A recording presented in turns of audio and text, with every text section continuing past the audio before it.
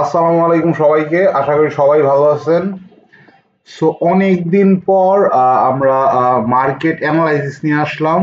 মাঝখানে আমাদের একটা স্মার্ট মানি কনসেপ্টের বেশ কিছু ক্লাস হয়েছে, যেখানে আমি আলাদা আলাদাভাবে স্মার্ট মানি কনসেপ্টের ডিফারেন্ট ব্যাপারগুলো আলোচনা করছি, এবং একটা লাইভ ক্লাসের মাধ্যমে আমরা স্মার্ট মানি কনসেপ্টের কিছু ধারণা দেওয়ার চেষ্টা করছি।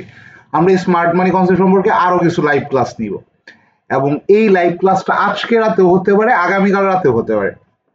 সো আজকে আমরা একটু মার্কেট নিয়ে আলোচনা করবো, কিছু স্টক নিয়ে আলোচনা করবো। আমরা ওভারঅল ইন্ডেক্সটা একটু দেখবো, আর আমরা 7-8টা স্টক নিয়ে আলোচনা করবো। সো ওভারঅল ইন্ডেক্স যদি আমরা একটু বিগ টাইম ফ্রেমে দেখি, আমি আপনাদের স্মার্ট মানি কনসেপ্টের একটা ব্যাপার শিখাইছিলাম, যে মার্কেট যেই জায়গাগুলো লিকুইডেট হয়ে যায় ওই জায়গাগুলোতে মার্কেট খুব একটা স্টে করে না। মার্কেট চেষ্টা করে তার যেই জায়গাগুলো এখনো তার লিকুইডিটি ফিল করে নাই সেই জায়গাগুলোতে তার লিকুইডিটি ফিল করার জন্য। সো আমরা যদি এখানে একটু উইকলি চার্টে যাই, তাহলে আমরা এখানে আমি লিকুইডেটেড অঞ্চলগুলো আমি হলুদ একটা ফ্রেমের মাধ্যমে আপনাদের দেখানোর চেষ্টা করব। সো মার্কেট লিকুইডেটেড অঞ্চল আসলে কি? মার্কেট যেই জায়গায় অনেকদিন সাইড ওয়েসে থাকে ওই জায়গাগুলো লিকুইডেটেড হয়ে যায়। সো আমরা দেখতে পাচ্ছি যে মার্কেটের এই জায়গাগুলো মোটামুটি অলরেডি লিকুইডেটেড, এবং আমরা যদি এইখানেও দেখি যে এই অঞ্চলটা, সো আমরা এই দুইটা জোন একটু ডিলিট করে দেই সো আপনাদের বোঝার সুবিধার্থে। সো আমরা এই অঞ্চলগুলো একটু টান দিব, তাহলে আমরা বুঝতে পারবো যে মার্কেটের কোন জায়গাগুলো অলরেডি লিকুইডেটেড। সো মার্কেটের এই অঞ্চলগুলো আমরা দেখতে পাচ্ছি যে অলরেডি অলমোস্ট লিকুইডেড। আমরা জানি না যে মার্কেট কত দিন বা একটা অঞ্চলকে রেসপেক্ট করবে, বা কতদিন একটা অঞ্চল থেকে লিকুইডিটি গ্র্যাব করবে, বাট তারপর আমরা আমাদের খোলা চোখে যতটুকু দেখতে পাচ্ছি যে মার্কেটের এই অঞ্চলগুলো মোটামুটি লিকুইডেটেড। সো এইখানে আমরা দেখতে পাচ্ছি যে মোটামুটি 4840 থেকে 5295 এই অঞ্চলটা মার্কেটের কিন্তু এখনো লিকুইডিটি ফিল করে নাই। আমরা একটু লং টাইম ফ্রেমে দেখি, এই অঞ্চলে এখনো লিকুইডিটি ফিল হওয়া কিন্তু অনেকটা বাকি আছে। সো আশা করা যায় মার্কেট আরো একটু নিচে আসবে। আমি জানি এটা অনেক একটু নেগেটিভ ব্যাপার হয়ে যাচ্ছে, বাট এটা আমার পার্সোনাল অ্যানালাইসিস অনুযায়ী মার্কেট আরো নিচে আসতে পারে। কারণ মার্কেটের কি একেবারে উপরের দিকে যাওয়ার সম্ভাবনা নাই? মার্কেটের কি মানে একজ্যাক্ট এই জায়গা থেকে নিচে আসবে, না একজ্যাক্ট এই জায়গা থেকে নিচে নাও আসতে পারে। Market, there is a possibility যে মার্কেট হয়তোবা 5500 আশেপাশে গিয়ে তারপরে ফেল করে আবার মার্কেট 4800 কাছাকাছি আসতে পারে। সো ইন্ডেক্স নিয়ে এইটাই আমার এই মুহূর্তে ভাবনা, এবং আমি মোটামুটি ইন্ডেক্স নিয়ে আমি এই মুহূর্তে খুব একটা কনফিডেন্ট না। আমি ইন্ডেক্স নিয়ে একটু নেগেটিভ। তারপর আমরা কিছু স্টক একটু দেখার চেষ্টা করি, যে এই স্টকগুলো অনেকটাই নিচে আসছে, এবং আমার মনে হচ্ছে এই স্টকগুলোর মুভমেন্ট ভেরি সুন আসতে পারে। বাট একটা ব্যাপার, আমি আজকে যেই স্টকগুলো নিয়ে আলোচনা করব এই স্টকগুলো কিন্তু একটু সুইং ট্রেডের জন্য। যেহেতু মার্কেট আমি এই মুহূর্তে নেগেটিভ অ্যাজাম্পশন করতেছি বা অ্যাজিউম করতেছি, দ্যাটস ওয়াই খুবই শর্ট ট্রেডের জন্য কিন্তু এই মুহূর্তে স্টক নেওয়া খুব একটা বেটার আইডিয়া হবে না। আর যেই স্টকগুলো আমি বলবো যে একটু সুইং ট্রেডের জন্য, এই স্টকগুলোতে আপনার এভারেজ করার মেন্টালিটিও রাখতে হবে।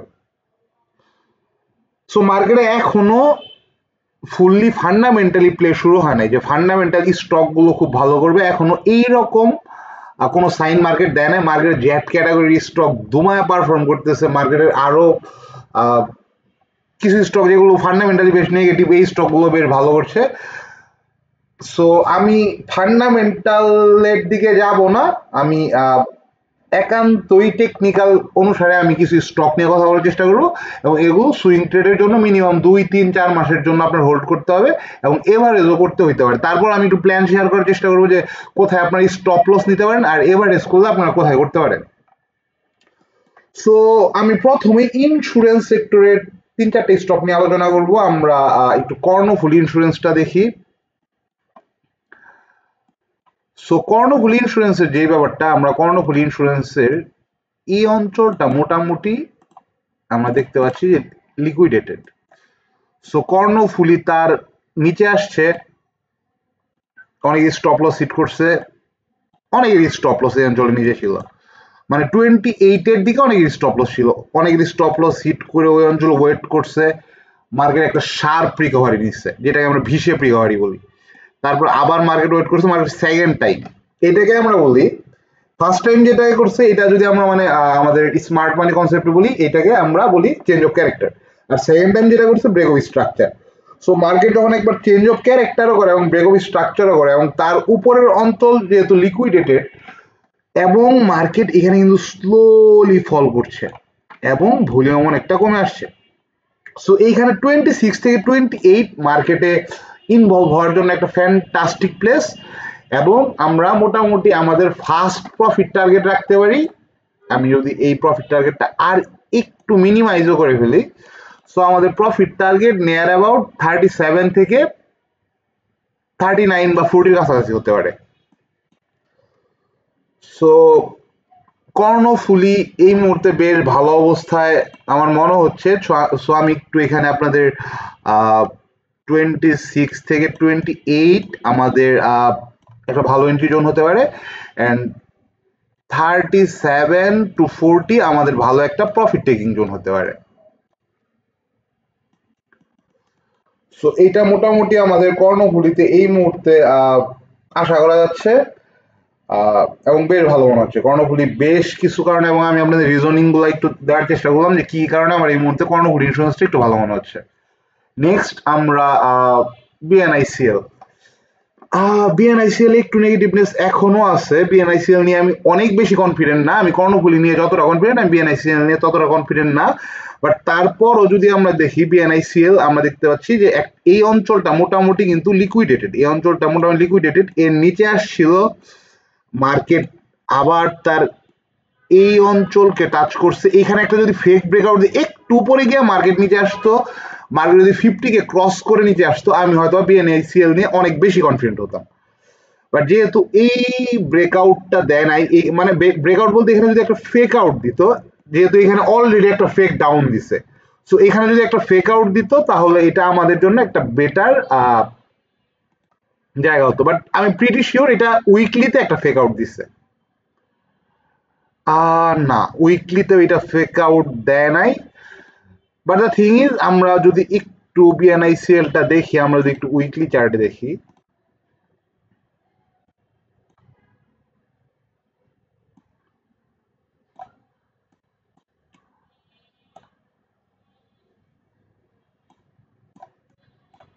ওকে, সো বিএনআইসিএল আর একটু নিচে আসতে পারে। আমি আমি আমি মানে আমার বিএনআইসিএল নিয়ে আমার চিন্তা ভাবনা, বিএনআইসিএল আর একটু নিচে আসতে পারে, এইটা নিয়ার অ্যাবাউট 38 এর কাছাকাছি আসতে পারে, এইটা 36 to 38 এর কাছাকাছি আসতে পারে। এই মুহূর্তেই বিএনআইসিএল খুব একটা বেটার অবস্থায় নাই। আমি আপনাদের একটু রিজনিং গুলো দেওয়ার চেষ্টা করি। প্রত্যেকবার বিএনআইসিএল যখন আমরা দেখছি যে 50 কাছাকাছি গেছে, খুব শার্পলি ফল করছে, খুব শার্পলি ফল করছে।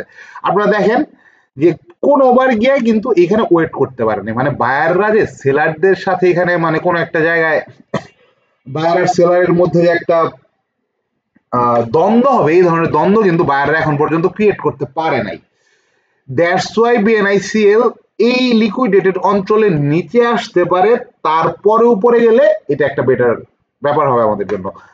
বাট যে জায়গাটা আমার কাছে বেটার মনে হচ্ছে, এই অঞ্চলটা লিকুইডেটেড হয়ে গেছে, উপরের অঞ্চল থেকে বারবার যেহেতু অনেক শার্প ফল আসছে, সো এটা যদি উপরেও যায়, এখান থেকে আবার বিএনআইসিএল একটু ফল করতে পারে। সো যেইভাবেই হোক বিএনআইসিএল এখান থেকে একটু উপরে যাক বা এখান থেকে নিচে আসুক, এটার জন্য বেটার প্লেস হবে 36 থেকে 38, বেটার একটা এন্ট্রি প্লেস হতে পারে। সো এটার উপর রেজিস্ট্যান্সটা স্টিল অনেক স্ট্রং। দ্যাটস ওয়াই এই মুহূর্তে বিএনআইসিএল অনেক লম্বা মুভ নিবে, এটা সম্পর্কে আমি অনেক কনফিডেন্ট না। ওকে, রিপাবলিক একটু বেটার প্লেসে আছে। সো রিপাবলিকে আমরা যে ব্যাপারটা লক্ষ্য করছি যে এই অঞ্চলটা লিকুইডেটেড, এই অঞ্চলটা লিকুইডেটেড, এখন আমরা দেখতে পাচ্ছি এই অঞ্চলটাও লিকুইডেটেড এবং এইটা মোটামুটি তার এন্ট্রি জোনের বেশ কাছাকাছি আছে। সো আমি যেভাবে আশা করতেছি, দেখেন এখানে কিন্তু ভলিউম অনেক কমে গেছে। সো ভলিউম কমে গেলে কেন মার্কেট পজিটিভ হতে পারে এটা নিয়ে আমি অনেক দিন কথা বলছি। ভলিউম কমে গেলে খুব কম ট্রানজ্যাকশনের মাধ্যমে কিন্তু মার্কেটকে খুব পজিটিভ একটা মুভমেন্টে নিয়ে যাওয়া সম্ভব। সো আমি আশা করছি যে এইখানে আরেকটা স্ট্রং নেগেটিভ ক্যান্ডেল হবে উইদাউট ভলিউম, মানে এরকম ভলিউম অনেক লস, এরকম লই থাকবে, বাট আরেকটি স্ট্রং নেগেটিভ ক্যান্ডেলের পরে হয়তো একটা স্ট্রং পজিটিভ ক্যান্ডেলের মাধ্যমে এই নেগেটিভনেসটা রিপাবলিক ইন্স্যুরেন্স শেষ করতে পারে। সো এইরকম যদি একটা মোমেন্টাম হয় বা এইরকম যদি একটা মুভমেন্ট মার্কেটে আসে, এটা আমাদের জন্য ফ্যান্টাস্টিক একটা সাইন হবে। বাট এরকম মুভমেন্ট যদি নাও আসে, মার্কেট যে স্লোলি নিচে পড়ছে, so 26 would be a good price. 26 থেকে এটা কিন্তু বেশ বড় একটা মুভ নিতে পারে। এটার উপরে কিন্তু অনেকটা অঞ্চল লিকুইডেটেড, ইভেন এই অঞ্চলও কিন্তু লিকুইডেটেড। সো এইটার উপরে কিন্তু অনেকটা অঞ্চল লিকুইডেটেড। সো এটা যদি 26 বা 27 থেকে কোনো একটা মুভমেন্টে যায়, দেয়ার আর 50% স্পেস। সো 50% স্পেসের মধ্যে আপনি যদি 30%ও গ্র্যাব করেন, which is huge. So that's why Republic insurance আমার কাছে বেটার মনে হচ্ছে। আমরা যদি একটু কন্টিনেন্টালে যাই, কন্টিনেন্টাল অনেকটা সেম ভাইব দিচ্ছে আমাকে। কন্টিনেন্টালেরও এই অঞ্চলটা লিকুইডেটেড। আমি বারবার কিন্তু একটা জিনিস দেখাচ্ছি আপনাদের, লিকুইডেটেড অঞ্চল এটা খুবই ইম্পর্টেন্ট। এটা নিয়ে আমি মানে একটা স্পেসিফিক ক্লাস নিব কিভাবে মানে একটা লিকুইডেটেড অঞ্চল আমরা মার্ক করতে পারি এবং কিভাবে তার বেসিসে আমরা অ্যানালাইসিস করতে পারি। সো এই লিকুইডেটেড অঞ্চলকে আপনারা অনেকে স্মার্ট মানির ভাষায়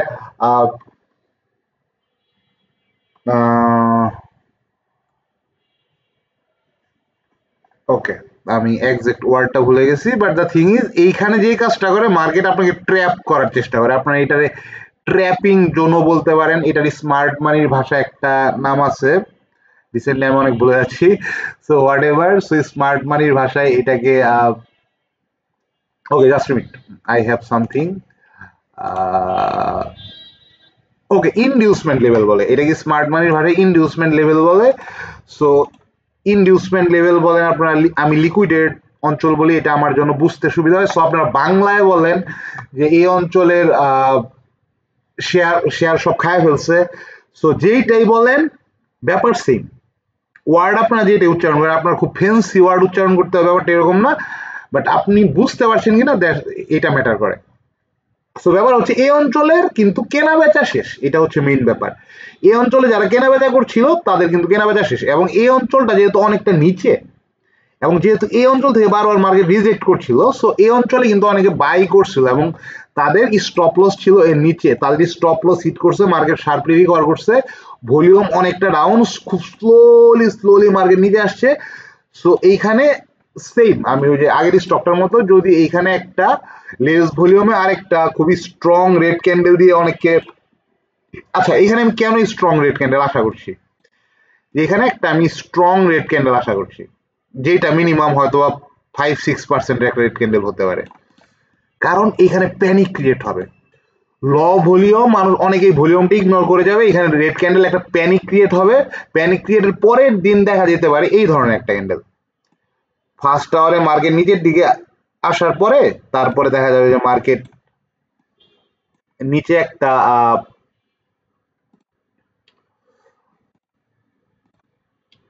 মার্কেট নিচে এইরকম একটা উইক ক্রিয়েট করে মার্কেট উপরের দিকে চলে গেছে। সো মার্কেট এরকম একটা উইক ক্রিয়েট করে মার্কেট উপরের দিকে চলে গেছে। সো এইরকম একটা সিনারিও আমি কিন্তু ইন্স্যুরেন্সের অনেকগুলো স্টকে আশা করছি। সো এরকম সিনারিও হলে বেস্ট, বাট এরকম সিনারিও না হলেও আমরা কিন্তু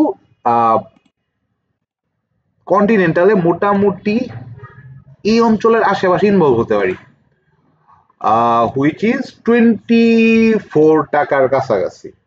সো 24 টাকায় আমরা ইনভলভ হতে পারি, এবং যেহেতু উপরে অনেক অনেক অঞ্চল লিকুইডেটেড, আমরা নিয়ার অ্যাবাউট 35 to 37 আমরা কিন্তু এখানে আমাদের প্রফিট টার্গেটের জন্য এখানেও কিন্তু 50% স্পেস। সো আমরা রিপাবলিকেও দেখলাম 50% স্পেস, আমরা কন্টিনেন্টালেও দেখলাম মোটামুটি 50% স্পেস আছে কিন্তু। ওকে, সো আমরা মোটামুটি দুই একটা অন্য স্টকেও যাই। SK trims maybe Z category stock, but তারপর আমি এসকে ট্রিমসকে বেশ ভালো একটা অবস্থায় দেখতে পাচ্ছি। এই অঞ্চলের লিকুইডিটি শেষ করার জন্য 12-র কাছাকাছি আসলেও আসতে পারে, বাট আমাদের একটু উইকলি চার্টে দেখতে হবে। ওকে, উইকলি চার্টে এইটা একদম অল টাইম লতে আছে, উইকলি চার্টে অল টাইম লতে আছে। সো এই অঞ্চলকে নিজের দিকে ব্রেক করার জন্য আসতে পারে। সো যেই কাজটা হওয়ার সম্ভাবনা অনেক বেশি, এখান থেকে একটা ব্রেকআউট হয়ে যেতে পারে, কিন্তু ব্রেকআউটটা সাস্টেইন নাও করতে পারে। মার্কেটে আমি যদি আপনাদের একটু দেখানোর চেষ্টা করি, এইখান থেকে একটা ব্রেকআউট হতে পারে, ব্রেকআউটটা সাস্টেইন না করে এখানে একটা ফেক আউট হতে পারে, এবং তারপরে মার্কেট হয়তো বা এই অঞ্চলে কিছুদিন কাটায় তারপরে মার্কেট একটা বিগ মুভ নিতে পারে। এবং যেহেতু জেড ক্যাটাগরির জয় জয় করে চারদিকে, সো এসকে ট্রিমস ওই হিসেবে আমার কাছে এই মুহূর্তে প্রাইস অ্যাকশনের ভিত্তিতে বেশ ভালোই মনে হচ্ছে। কারণ আমরা দেখতে পাচ্ছি যে এখানে একটা গ্যাপ ডাউন ওপেন হয়েছে, এর আগে একটা গ্যাপ ডাউন ওপেন হয়েছিল, মার্কেট খুব শার্পলি রিকভার করছে, আবার মার্কেট একটা গ্যাপ ডাউন ওপেন হয়েছে, এবং এই অঞ্চলের লিকুইডিটি মোটামুটি বারবার কিন্তু আমরা দেখছি এই জোনে ঘোরাফেরা করতে। যদিও আমি বলি জোনের মধ্যে ট্রেড নেওয়া খুব একটা বুদ্ধিমানের কাজে না, দ্যাটস ওয়াই আমি বলতেছি এইখানে একটা ব্রেকআউট হইতে দেন, এই ব্রেকআউটটা ফেক আউট হওয়ার সম্ভাবনা অনেক বেশি। তারপরে যখন মার্কেট এই অঞ্চলকে ক্রস করে নিচে একটা এই অঞ্চলকে ক্রস করে একটু নিচে নেমে আবার উপরে যাওয়ার চেষ্টা করবে, that would be a better place.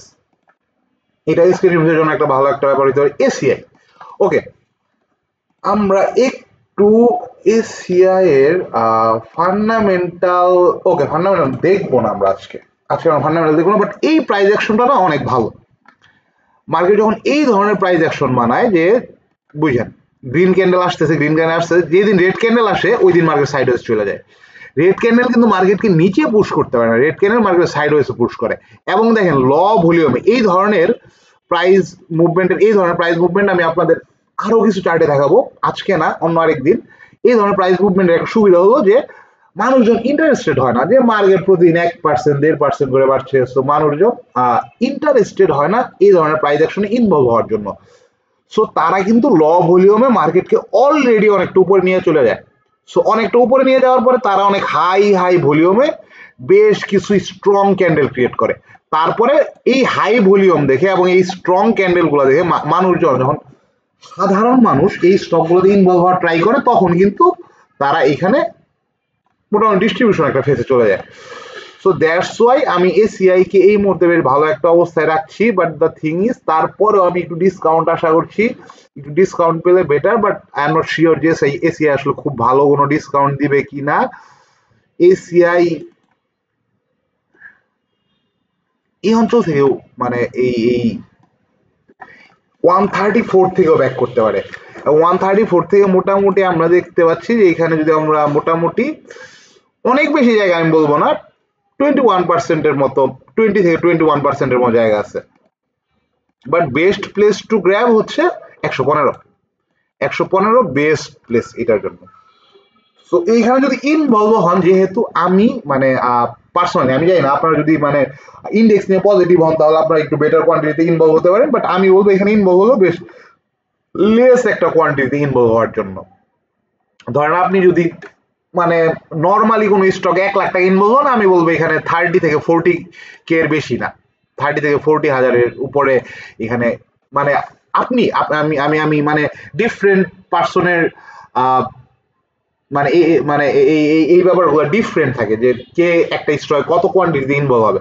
So আমি ইন জেনারেল বলতেছি, ইন জেনারেল আপনি যদি 1 লাখ টাকায় কোনো 1 লাখ টাকার শেয়ার যদি কিনেন, তাহলে এখানে 30 to 40 কে এর বেশি শেয়ার কেনা উচিত হবে না, যেহেতু এটা অলরেডি অনেক উপরে চলে গেছে। বাট এই ধরনের প্রাইস অ্যাকশন মার্কেটকে অনেক উপরে পুশ করতে সক্ষম হয়, মার্কেটকে এই ধরনের প্রাইস অ্যাকশন অনেক উপরে পুশ করতে সক্ষম হয়। হয় কি ব্যাপারটা আমি যেটা বললাম, যে এরকম স্টোয়ানিস্টির উপরে যেতে পারে, স্টোয়ানিস্টির হয়তো একটু কোনো একদিন লেস ভলিউমে 5-6% নিচে এসে তারপরে আবার শার্পলি মার্কেট অনেক শার্প মানে অনেক 5-6% 2-3 দিনেই দেখা যাবে যে এটা মোটামুটি 20-22-24% কাভার করে ফেলছে। সো দ্যাটস ওয়াই আমার কাছে এসিআই এই মুহূর্তে একটু বেটার মনে হচ্ছে। আমরা যদি আলিফের দিকে যাই, আলিফ আমার একটু পার্সোনাল চয়েস।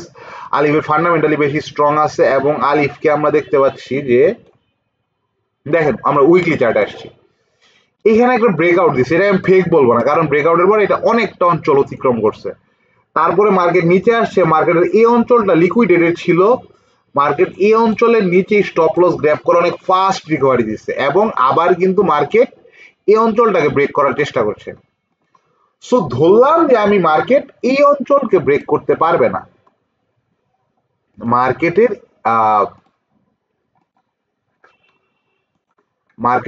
এই অঞ্চলকে মার্কেট ব্রেক করতে পারে না, মার্কেট এই অঞ্চল পর্যন্ত আসতে পারে। মার্কেট যেই কাজটা এখন করতে পারে, মার্কেট এই অঞ্চল পর্যন্ত এসে এইরকম একটা ট্রেন্ড লাইন মার্কেট কিন্তু এইখানে আলিফে ক্রিয়েট করতে পারে। সো দ্যাটস ওয়াই আমি আলিফকে আমার ওয়াচ লিস্টে রাখছি এবং আলিফ ওই অঞ্চল পর্যন্ত যদি আসে এবং ওই অঞ্চলের উপরে আমরা দেখছি যে মোটামুটি লিকুইডেটেড কিছু অঞ্চল আছে, বুঝলেন, আলিফ নিচে আসলে কিন্তু অনেকটা আসতে পারে, এইটাও আপনাদের মাথায় রাখতে হবে।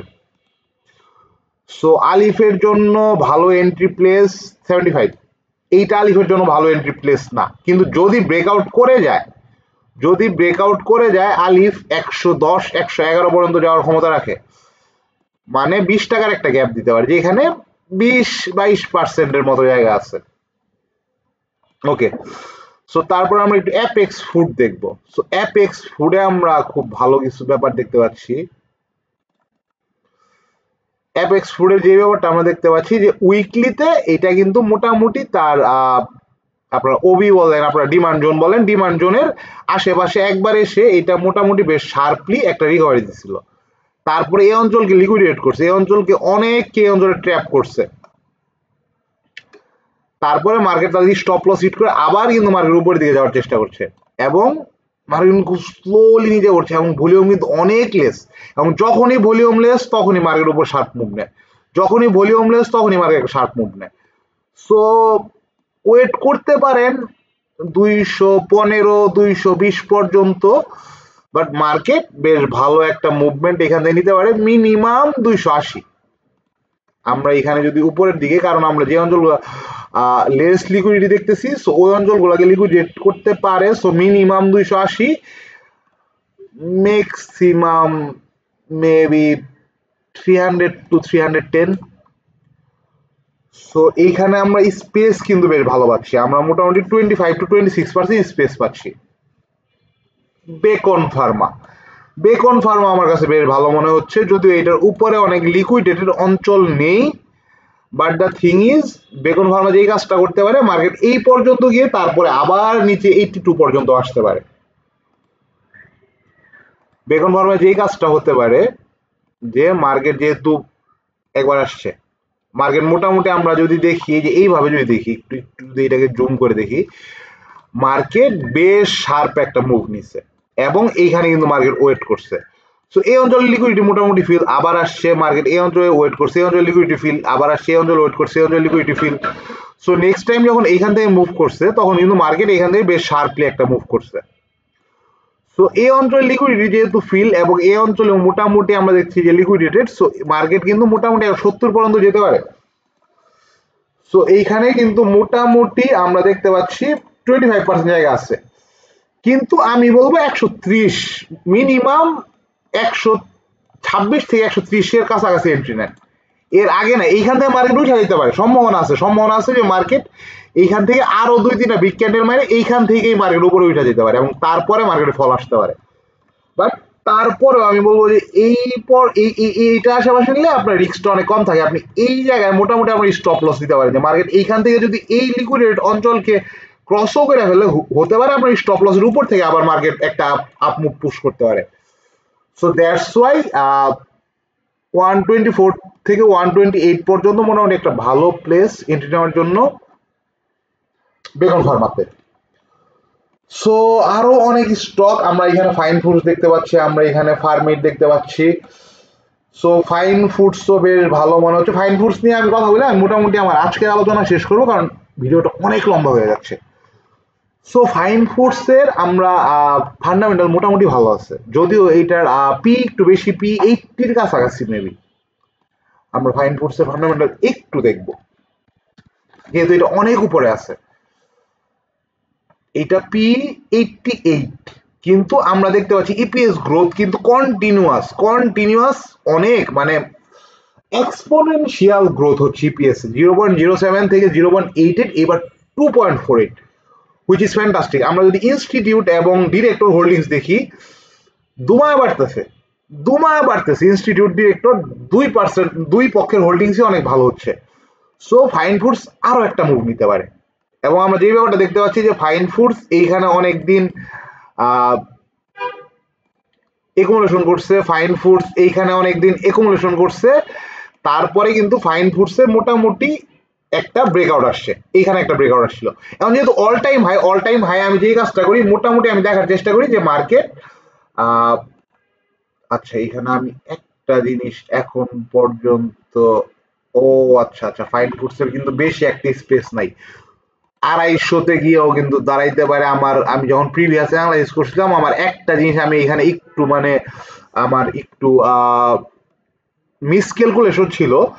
ফাইন ফুডস মোটামুটি 63% এর মতো মুভ করে। আমরা দেখতে পাচ্ছি যে প্রিভিয়াসলি এটা 63% মুভ করছে, তারপরের মুভটা মোটামুটি 63%, 64%, এবং এইবারও যদি 63% মুভ করে, এর উপরে আর বেশি একটা স্পেস নেই, একজ্যাক্ট আমরা দেখি 250-এর কাছাকাছি। So that's why fine foods আমি আজকে দেখবো না। সো এই ছিল মোটামুটি আজকের অ্যানালাইসিস। সো আজকে আর